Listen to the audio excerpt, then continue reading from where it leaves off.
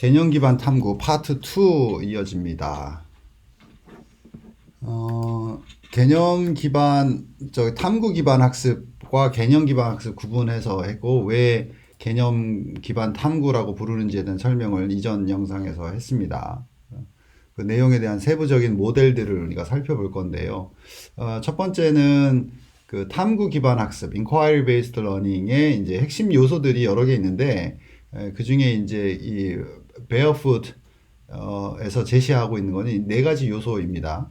inquiry based learning을 한다고 했을 때 여기서 또 등장하죠. student centeredness, 학생 중심이에요. student centeredness, IBL, inquiry based learning이요. 그래서 학습자에게 통제권을 부여하는 거예요. 그러니까 학습에서의 주체성, 주도성을 갖게 하는 게 핵심이라고 했어요. 그 다음에 자율성을 부여하는 거죠. 그래서 학습의 여정 또는 학습의 경로라고도 말하는 이 학습의 여정을 스스로 책임질 수 있게 하는데 그 범위는 정해져 있어요. 범위를 정해놓고 그 안에서 한다라고 얘기를 했어요.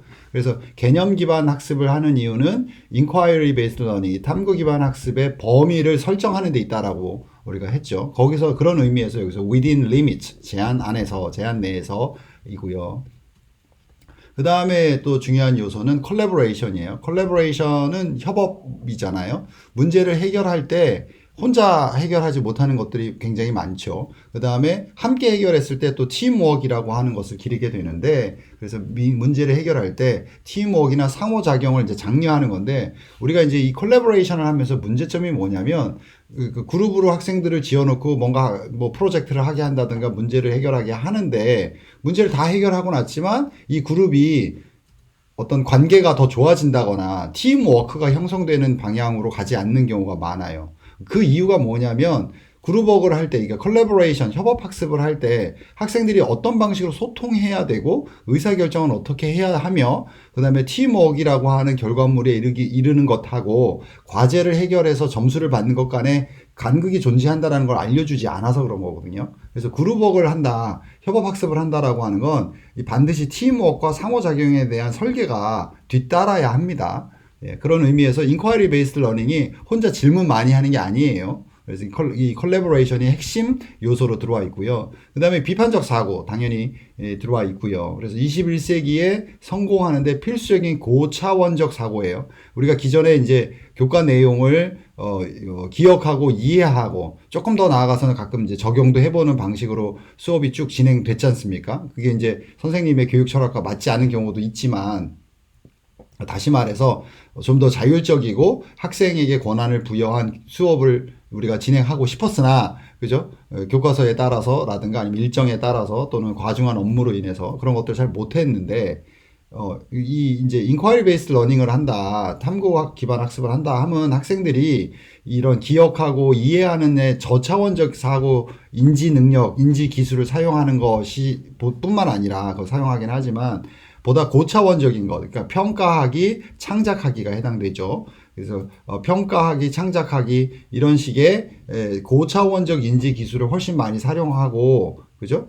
그것이 바로 비판적 사고를 말하는 겁니다. 그죠? 그 다음에 이제 마지막 구성 요소가 뭐냐면 이 컨스트럭티비스트 러닝이에요. 구성주의자 또는 구성주의, 컨스트럭티비스트 러닝은 또는 컨스트럭티비스트 티어리는 구성주의 학습 또는 구성주의 이론 이렇게 얘기할 수 있어요.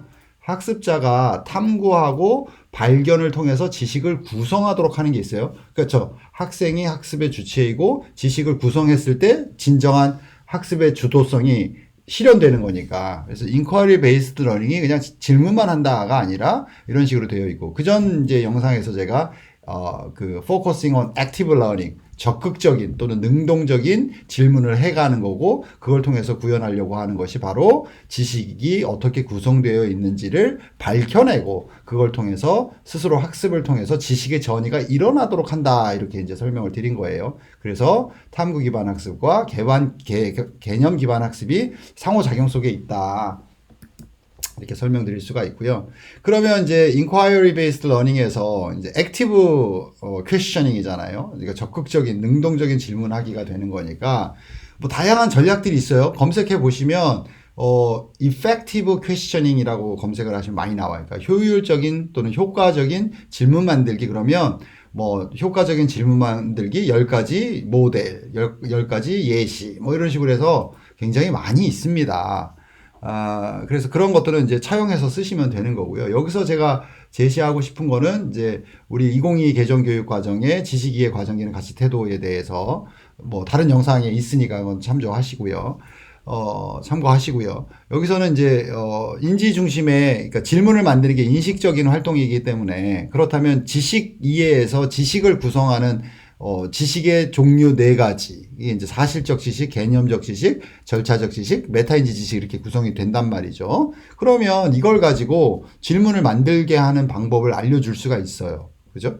그래서 사실적 지식은 주제를 이해하거나 문제를 해결하는 데 필요한 용어에 대한 그 단어 뜻을 모르겠어요. 뭐 아니면 단순한 정보의 습득, 한국의 수도는 뭐냐? 뭐 이런 식의 질문들을 할 수 있잖아요. 그죠? 이걸 사실적 지식이에요. 근데 배움이라고 하는 것은 사실적 지식을 통해서 일어나는 게 전이 되는 게 아니라고 우리가 이전 영상에서 제가 설명을 드렸고 개념 이상에서 그것이 가능하다고 했죠. 그래서 개념적 지식으로 넘어오면 주제의 특정한 분류나 원리, 이론을 말하는 거예요. 그러니까 한국의 수도는 서울이다. 이거는 너무 단편적이고 이것은 전이가 일어나는 게 아니잖아요. 그죠? 근데 한국의 수도가 서울인 이유는 이런 식으로 질문을 한다면 이건 개념적 지식이 되겠죠. 그 말의 뜻이 무엇인지, 왜 그런 의미를 갖게 되었는지, 왜 그렇게 쓰여지는지, 그 원리들에 대한 질문들을 던지는 걸 개념적 지식 질문이다. 이렇게 우리가 분류해 볼 수가 있죠. 이 내용들은 제가 이제 그 초등학생, 중학생, 뭐 뿐만 아니라 대학생하고 일반 성인을 대상으로 한 비판적 사고와 질문 만들기라는 주제에서 제가 많이 사용하기 위해서 만들어 놓은 틀입니다. 뭐 그렇다고 해서 사실적 지식, 개념 지식, 절차적 지식, 메타인지 지식은 제가 만든 건 아니고요. 원래 있는 거예요. 지식에 대한 분류에 들어가면 이거 외에도 다양한 또 지식의 종류가 있긴 한데 보통 이렇게 4가지 정도로 구분해서 사용을 합니다. 그래서 제가 그림으로 여기 오른쪽 위에 제시를 해놨죠. 자, 절차적 지식은 무언가를 수행하면서 해결하는 방법에 대한 일련의 지침이나 과정을 말하는 겁니다. 그러면 한국의 수도가 서울인 이유는 개념적 지식 질문이라고 한다면, 절차적 지식 질문으로 묻는다면 한 나라의 수도를 정하는 기준과 절차는 무엇인가 이렇게 물어볼 수 있는 거죠. 그죠? 네. 그러면 그건 절차적 지식에 해당돼요. 아주 일반적으로는 학생들에게 그게 어떻게 그런지, 왜 그렇게 되는 건지, 그 다음엔 어떤 일이 일어나는지 이렇게 이제 학생들이 막 질문을 한다면, 그죠? 이거는 절차적 지식에 관련된 질문들을 아이들이 할 수 있는 게 되는 겁니다. 그러니까 질문하는 법을 알려줘야 질문을 하죠. 질문하는 법을 알려주지 않고 인ኳ리 베이스드 러닝 하라 그러면 곤란하다라는 거죠. 물론 인ኳ리 베이스드 러닝의 커리큘럼이 짜여 있는 그런 환경에서 성장한 친구들은 이게 너무 자연스럽게 다양한 형태의 질문을 해요. 본인이 하는 질문이 절차적 지식 질문인지 사실적 지식 질문인지 인지하지 못해도 이런 다양한 질문들을 할 수 있다고요. 근데 우리는 그렇지 못하잖아요. 그래서 질문하는 법을 배워야 하는 거죠.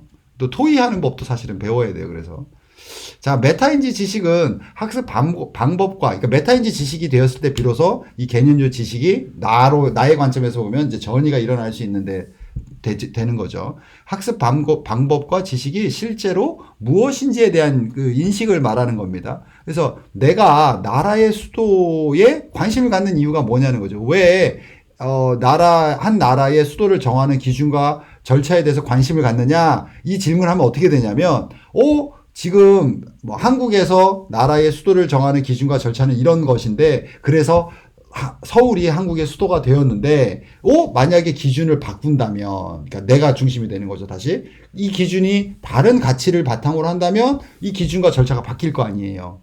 그렇죠? 그러면 새로운 방식의 나라의 수도를 정하는 더 효율적일 수도 있고 더 애국적일 수도 있고 이런 식으로 가치 반영이 일어나니까 그것은 비로소 나의 지식으로 된다라는 거죠. 그래서 그러니까 학습자 입장에서 보는 메타인지 작용을 통해서 개념의 접근을 통한 지식의 이해, 지식의 구성이 일어나는 거니까 비로소 전이가 발생하게 된다. 이렇게 이제 이해하실 수가 있죠. 그래서 학생들이 메타인지 지식을 많이 활용한 질문을 한다면 이렇게 이해하는 게 맞나요? 라는 식의 내가 어떤 것을 기술하고 선생님이 이렇게 설명을 했는데 나는 이렇게 이해됐는데 이게 맞나요? 이런 식의 접근을 할 거예요. 이렇게 적용하면 어떻게 될까요? 라는 상상적인 질문도 많이 하고요. 그것을 만약에 내가 그것을 안다면 무엇이 좋은 건지 어떻게 바꿀 수 있는 건지 이런 질문들을 막 던질 거라는 거죠.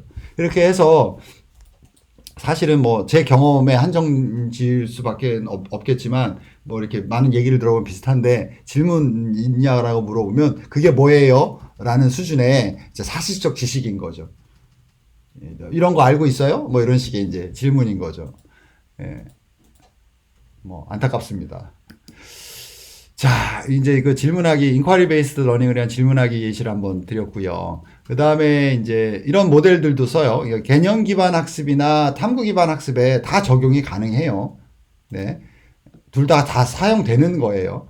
여기는 인티그레이티드 커리큘럼 모델이라는 이름으로 불리는데 이게 이제 탐구 기반 학습이나 그러니까 개념 기반 학습에서 쓰는 모델이에요.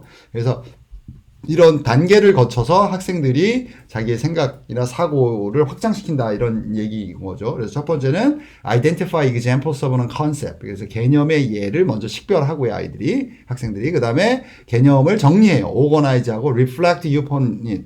이거는 이제 반영하는 거죠. 개념을 정리했으니까 반영해서 그 다음에 반대의 사례를 찾아보는 거예요. 반대의 사례를 찾아보고요. 그 다음에 내가 이해한 것을 generalization. 이거는 이제 일반화한다라고 번역을 하는데 이론화 시킨다라는 거예요. 이론화 시킨다라고 하는 건 어떤 사실을 체계화 시키거나 원칙들을 찾아냈을 때 다른 사람들도 동의해 준다면 그것은 사실이, 진실이 되어지는 거니까 그 일반화가 사실은 이론화의 다른 말이에요. 그러니까 이게 언어적 차이 때문에 우리가 어렵게 생각하는 건데 사실은 이렇게 이론이라고 하는 건 일반화 시키는 걸 말하는 겁니다.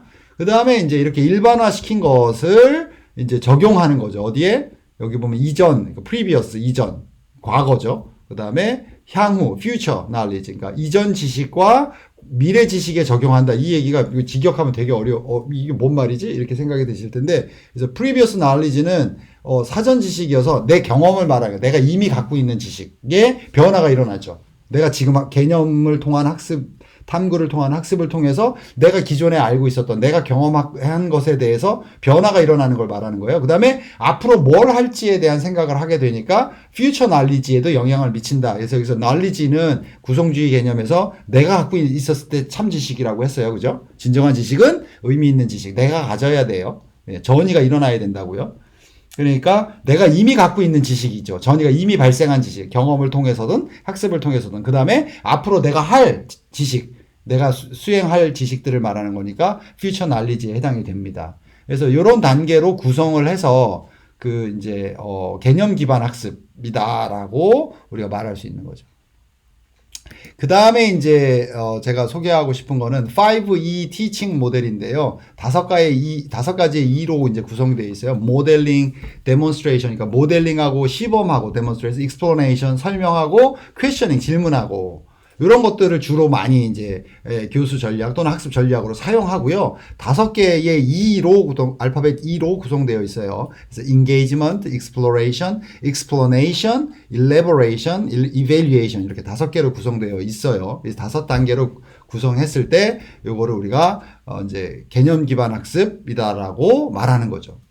예, 이해되셨죠? 자, 그러면 여기서 engagement는 participation하고 달라요. participation은 내가 어떤 사건에 참여하는 걸 말하는 건데 거기서 사실은 내가 관찰자로 남을 수가 있잖아요. 책임지지 않아도 되잖아요. 근데 engagement는 그거에 관여하는 거에 가까워요. 그래서 책임 있는 참여예요, 이거는. 그죠? 그래서 여기 보면 children's encounter, 그래서 주제를 접하게 되는 거죠. 만나는 거예요, 인카운터. 주제를 접하고 예비 이해에 활용한다. 그러니까 예비 이해라고 이제 preliminary understanding이라고 그랬는데 사전 이해라고 번역을 하셔도 상관없어요. 그래서 어떤 주제를 접한 다음에 그것을 알아보기 위해서 내가 뭘 알아야 되지?를 내가 질문하는 거예요. 그렇게 해서 내가 탐구하려고 하는 것에 대한 깊이 있는 그러니까 관심을 갖게 되는 거죠. 그 다음에 비로소 탐구를 하는데요. 이제 탐색으로 번역해놨어요. inquiry를 탐구로 해놨으니까 여기서는 탐색, exploration. 사실 탐구로 번역해도 문제가 되지 않아요. 그래서 탐색으로 하는데 어쨌거나 여기서 다양한 출처를 검색하고 다양한 방법을 사용해서 답을 찾거나 주제에 대한 초기 아이디어를 아주 기본적인 아이디어를 확립한다 또는 확인한다. 이게 이제 탐색의 단계에 해당되고요. 그 다음에 explanation, 설명이죠. 설명하다라는 뜻인데 explain의 명사형. 그래서 설명은 주제에 대한 증거 기반 설명을 개발하는 거예요. 그래서 developed evidence-based explanation이잖아요. 내가 왜 왜 이런 식으로 이루어지는 건지, 나는 사람들은 왜 이렇게 받아들이는 건지, 그거에 대한 근거들을 우리가 검색을 통해서 확인해야 돼. 관련된 자료를 찾아내는 거죠. 그것이 이제 설명하는 걸 말하니까 말로만 설명하는 게 아니에요. explanation은. 그 다음에 이제 정교화 시켜야 돼요. elaboration. 노력하다라는 뜻으로 많이 쓰이는데요. 그러니까 모든 이제 증거를 찾았고 그 주제에 대한 여러 가지 이제 관련된 이해가 있으니까 그러면 이거를 하나의 새로운 지식으로 구성한다는 거예요, 여기서. 그래서 children try to apply their new knowledge. 새로운 지식을 어디에? A different situation. 어떤 상황에 적용해 봄으로써. 맞죠? 그러니까 그 그러니까 탐색과 설명을 통해서 새롭게 구성된 내가 이해한 그 지식. 그죠? 그러니까 새로운 지식인 거예요. 내가 이해한 지식이니까. 기존에 있는 정보를 또는 지식을 통해서 내가 그 이해를 통해서 새로운 내가 이해한 것이 나온 거, 그걸 새 지식이라고 불러요. 이건 되게 구성주의적인 접근인 거예요. New knowledge. 마치 새로운 교과서 수준의 어떤 그런 걸 말하는 것 같지만 그거는 우리의 문화적인 관점에서 볼 때 그런 거고요. 구성주의 관점에서 보면 이 아이가 이해한 지식이에요. 그게 새로운 지식이에요.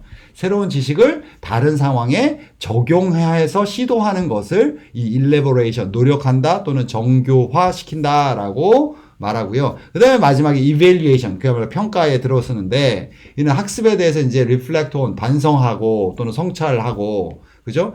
그 다음에 이해 수준을 평가하다. 내가 이해한 것, 나의 지식을 평가하는 거예요. 그래서 핵심은 뭐냐면 평가하는데 누구랑 하냐?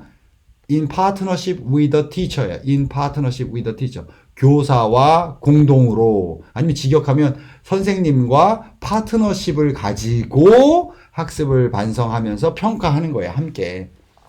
그죠? 그럼 다시 이제 역방향 설계에 대한 이야기가 훨씬 더 구체적으로 이제 다가올 거라고 저는 기대합니다. 자, 넘어가 볼게요. 여기 보면 그 inquiry based learning을 보시면서 탐구 기반 학습을 보면 우리가 기존에 이제 PBL 얘기 많이 해요. project based learning 하시는 분들도 많고, 그다음에 problem based learning PBL을 말하시는 분들도 많아요. 그래서 차이를 좀 이제 그려 놓은 건데요. 이 가운데 보시면 이 세 가지가 다 공통적으로 student centeredness, 학생 중심 교육을 말하는 거고, encourage active learning, critical thinking, 그러니까 능동 학습과 비판적 사고를 증진시키는 걸 목적으로 하고요. 그 다음에 effective models for learning, 수업을 설계하는 거예요. 어떤 효과적인 모델로서의 그 학습의 과정을 올바른, 뭐랄까, 진정한 학습을 위해서 효과적인 교수 학습 모델을 설계한다라는 게 공통적으로 우리가 갖고 있는 특성이거든요. 그래서 이거에 기반해서 생각을 정립을 하시면 좋고, 다만 차이가 있다면 뭐 예를 들면 아마 궁금하시는 게 inquiry based learning은 이제 이해를 하셨으니까는 큰 문제가 없을 것 같고, project based learning하고 problem based learning의 차이가 좀 궁금하실 텐데, project based는 결과물 자체가 뭔가 만들어내는 데 더 집중돼 있어요. 그리고 좀 장기적인 거죠. 그죠? 그래서 학생들이 탐구를 통해서 대표적으로 이제 프로토타입, 시제품을 만들어내고 그것을 테스트하는 것까지 가는 것, 그리고 그것 통해서 다양한 이해관계자로부터 피드백을 얻어내고, 그래서 더 리파인해서 더 정교화시키고, 이런 과정들을 거쳐서 결과물을 내는 것이 프로젝트 베이스드 러닝이다, 이렇게 이해하시면 되고요. 여기에는 다양한 멀티미디어나 그 다음에 어떤 비주얼 재료들이 많이 이제 활용이 되죠. 근데 반면에 이제 프로그램 베이스드 러닝도 유사한 결과물을 낼 수는 있으나, 여기서 더 초점은 문제를 찾아내는 데 있어요. 이것이 정말 가치 있는 문제이고, 이 문제 해결을 통해서 더 많은 사람들이 이제 혜택을 입는 거죠. 물론 이런 내용들도 프로젝트 베이스드 러닝이 반영되어 있으나 포커스가 다른 거예요.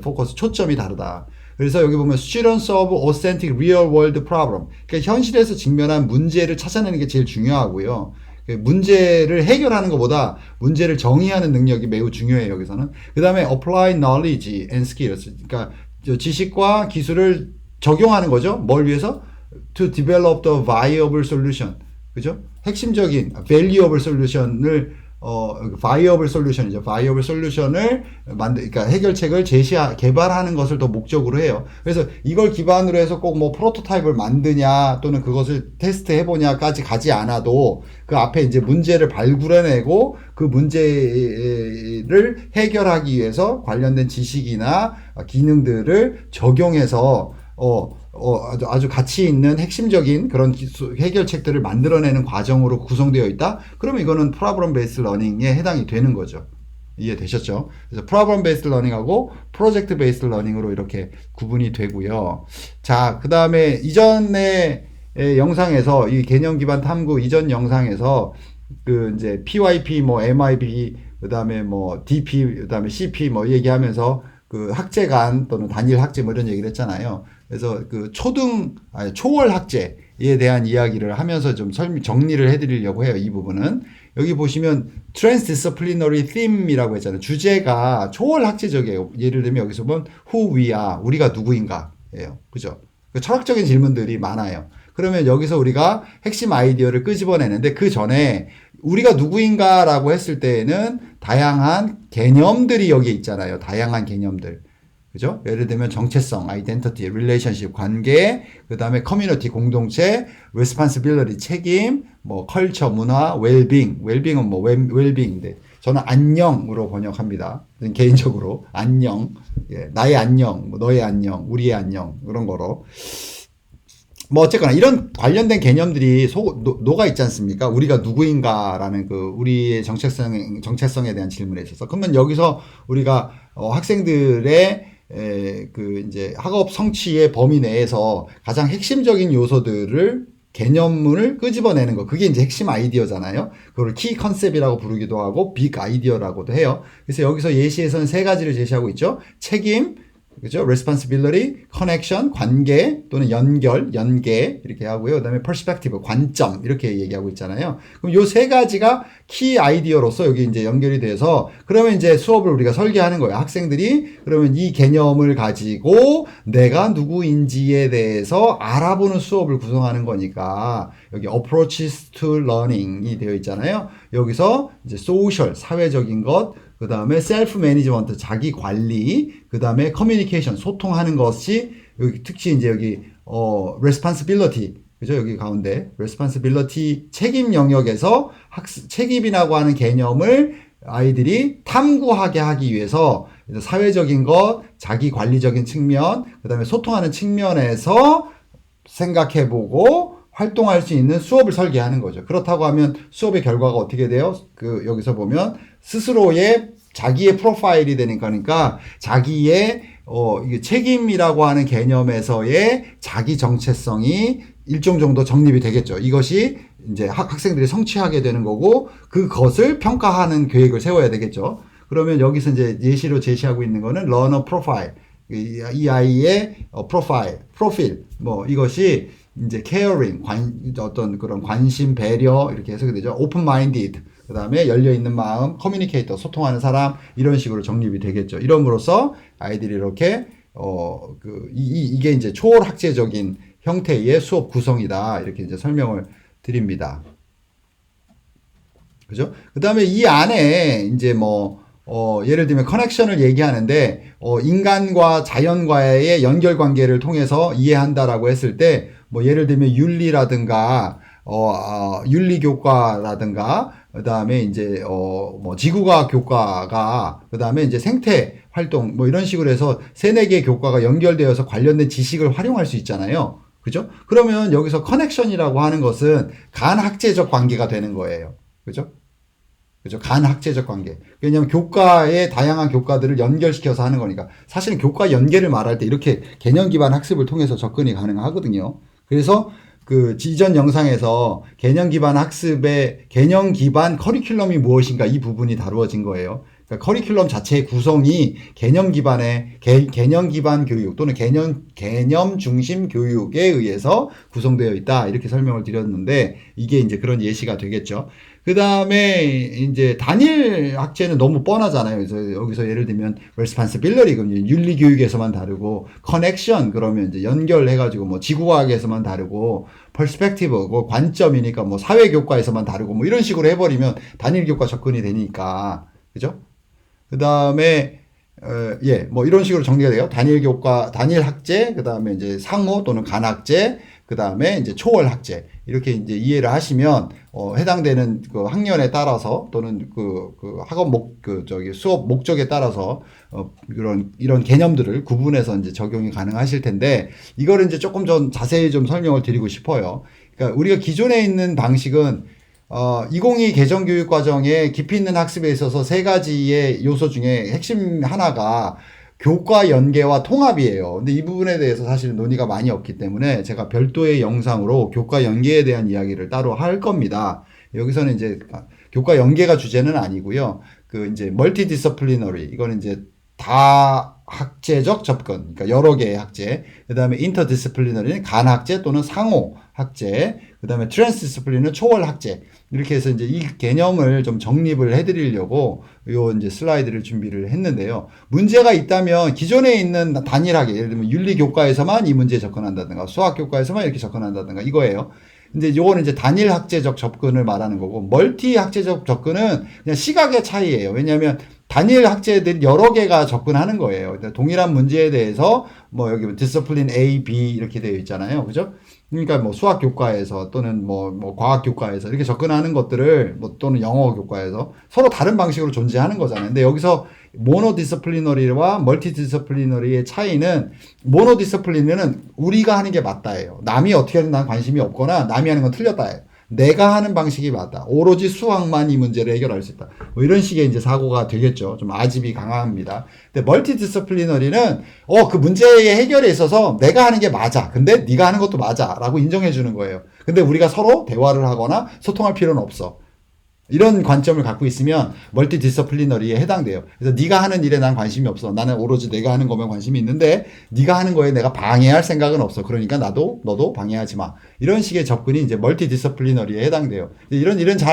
이렇죠. 우리의 현실이 사실은. 그런데 4차 산업혁명과 디지털 트랜스포메이션, 디지털 전환 또는 대혁, 혁신, 그다음에 디지털 교육개혁 뭐 이런 내용들이 다 이 모노디서플린이나 멀티디서플린을 말하는 게 아니에요. 인터디서플리너리랑 트랜스디서플리너리 이 두 가지를 기반하고 있어요. 그래서 교과 연계와 교과 통합이 매우 중요한 의제로 설정되어 있는 겁니다. 그래서 그러니까 인터디서플리너리를 먼저 보시면 여기서 그 문제에 접근함에 있어서 우리가 아는 거예요. 이거는 수학 혼자서도 안 되고 영어 혼자서도 안 되고 과학 혼자서 정보 혼자서도 안 된다. 이거는 우리 셋이 넷이 협업을 해야만 가능한 문제예요. 왜냐하면 그 문제를 다각적으로 봤을 때, 다각적으로 접근했을 때 그 문제의 본질을 파악할 수 있고 그 문제를 해결할 수 있는 해결책을 개발할 수 있기 때문에 그래요. 그래서 반드시 협업이 전제되어 있어요. 그러니까 소통 전략과 협업 전략이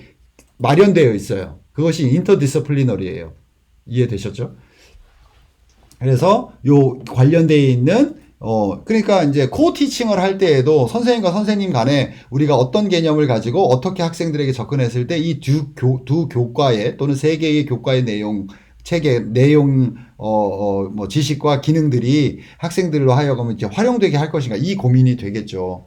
그죠? 교과 연계라고 하는 건 그런 개념이니까.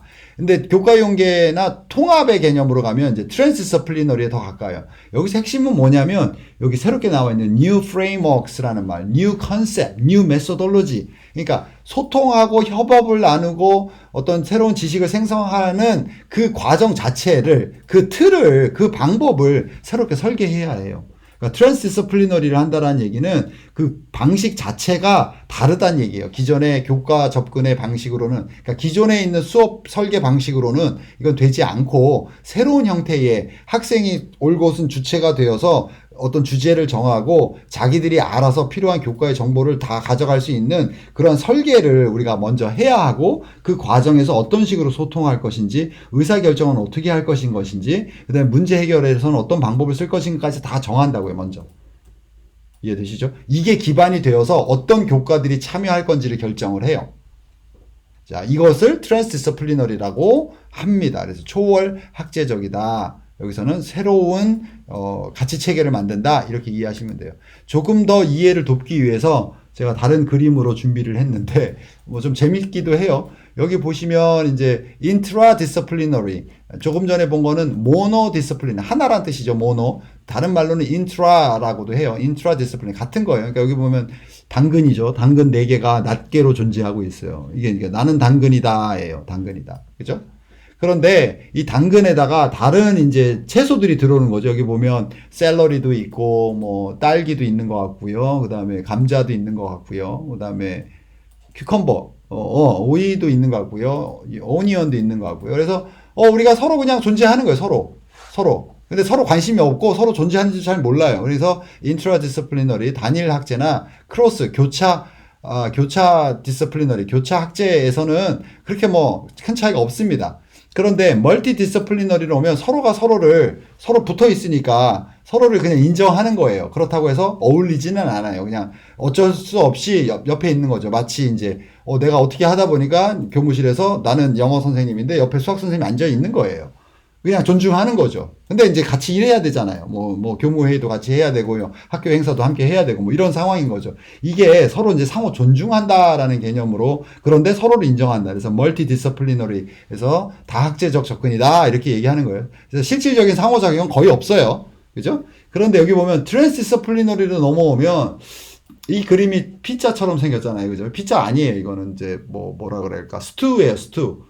그러니까 일종의 이제 다 여러 가지 채소를 넣고 끓이는 거죠. 그래서 숲을 만들어내는 거죠. 스튜라고 하잖아요. 인터디스플리너리는 이런 거예요. 그러니까 서로 섞여야 되고 서로 포기할 건 좀 포기해줘야 되고, 왜? 궁극적인 목적이 배불리 먹을 수 있게 해주는 거니까. 이거를 먹으면, 스튜를 먹으면 끼니가 해결돼야 되는 거예요. 그게 목적이 있는 거라고요. 그 목적을 해결함에 있어서 영어도 조금 들어오고, 희생할 거 좀 희생하고, 수학, 정보, 과학, 뭐 윤리, 뭐 다 들어오는 거예요. 그래서 함께 하는 거예요. 이건 인터디스플리너리가 일어난다. 이 얘기는 이 학교의 선생님들 간의 상호작용이나 상호 존중, 그 다음에 궁극적인 학교의 비전을 향한 공유, 이런 것들이 같이 일어난다라는 걸 얘기하는 거예요.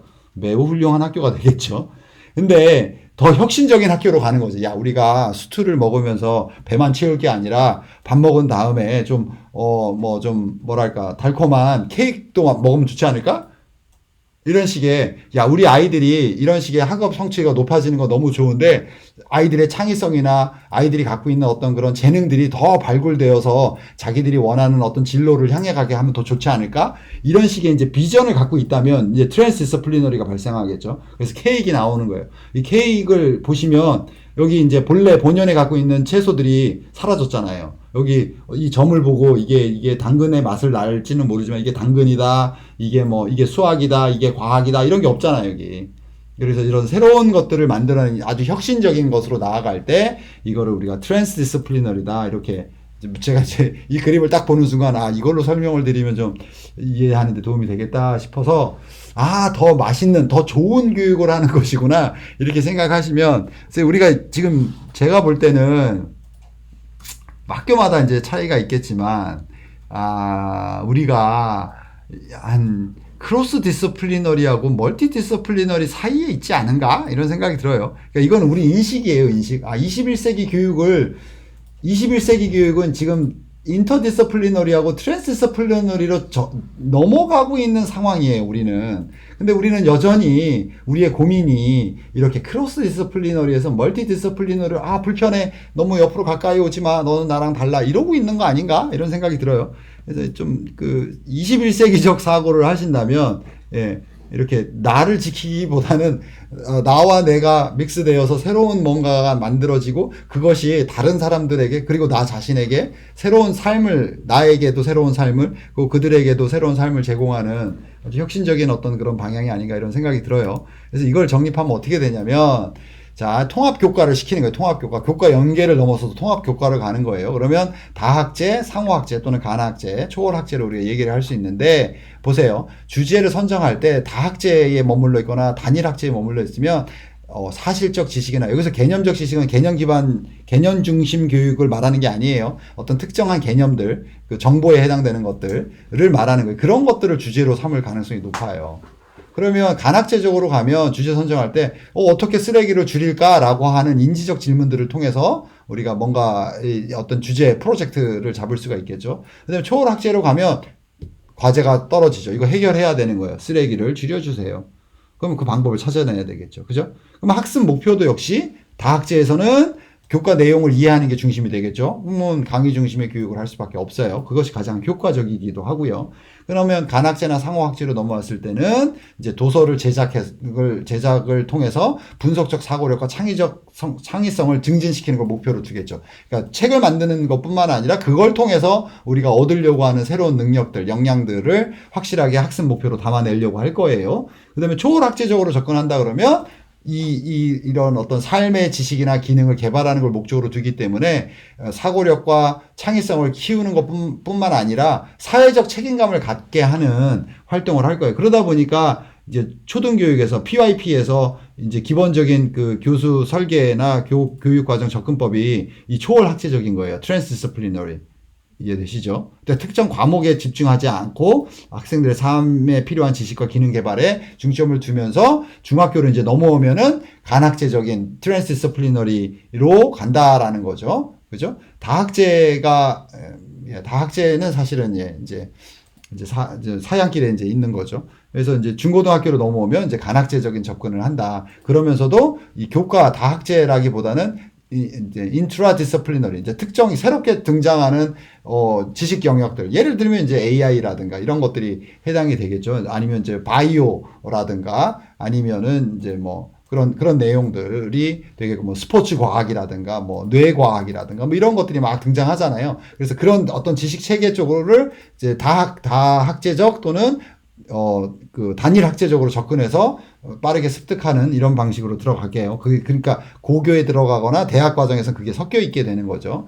학습 내용을 보면 너무 뭐 뻔하잖아요. 다학제나 단일 학제에서는 교육 과정 지침에 따라서 우리는 그냥 하는 거죠. 교과서에 따라서 정해진 내용을 학습 내용으로 보게 되는 거고, 간학제로 가면 이제 교과 과정에 지침이 있긴 하지만 그것은 그 프로젝트에 따라서 그다음에 개념 학습이나 탐구 학습에 따라서 교사가 일정한 부분에서 차용해서 쓰는 게 되는 거고요. 반면에 초월학제로 넘으면 학생들이 주제를 선정하게 되는 거죠. 물론 이제 학생들이 주제를 선정할 때 선생님의 도움이 필요하고 함께 협의를 통해서 결정을 하겠죠. 그리고 교사는 교과서나 교육 지침을 차용하게 되겠죠. 자, 정리를 해볼게요. 이제 다시 돌아왔습니다. 탐구, 개념 기반 탐구. 여기서 탐구 기반 학습은 결과적으로는 방법을 말하는 거예요. 교육 방법. 그 다음에 개념 기반 학습은 교육의 방향을 말한다. 이렇게 생각하시면 되겠습니다.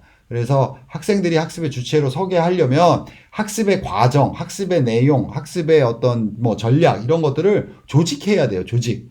그걸 조직하지 않으면 개념적인 접근이 가능하지 않고 개념적인 접근이 가능하지 않다는 얘기는 지식의 전이가 일어나지 않는다라는 거예요. 그래서 컨셉 베이스드 러닝은 수업 전체의 설계를 할 때 그 방향을 개념 기반 학습에 두고 있다라고 해서 저는 이걸 방향으로 말씀을 드리는 거고요. 그 방향을 설정한 후에 그것에 이르는 방법으로서 인콰이리 베이스드 러닝, 탐구 기반 학습이 있는 거다. 그리고 거기서 핵심 시작 단계이기도 하고 핵심이 되는 역량이기도 하고 핵심적으로 학생들이 실천해줘야 되도록 우리가 설계해야 되는 내용은 학습을 주도하기 위해서 적극적이거나 능동적인 질문하기로 이렇게 초점을 두는 겁니다.